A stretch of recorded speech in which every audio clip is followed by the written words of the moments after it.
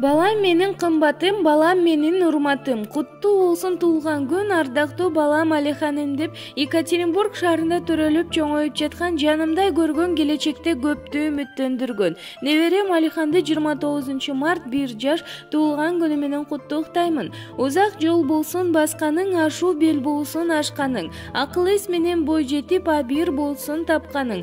Кымбаттуу балам, сага бекем ден соолук, узак өмүр, кең келечек, бакыт талай, мол ырыскы, бактылуу балалык каалаймын. Өркүнүң өсүп ар бир жашың кубаныч менен коштолсун деп чоң энеси Айнура куттуктайт.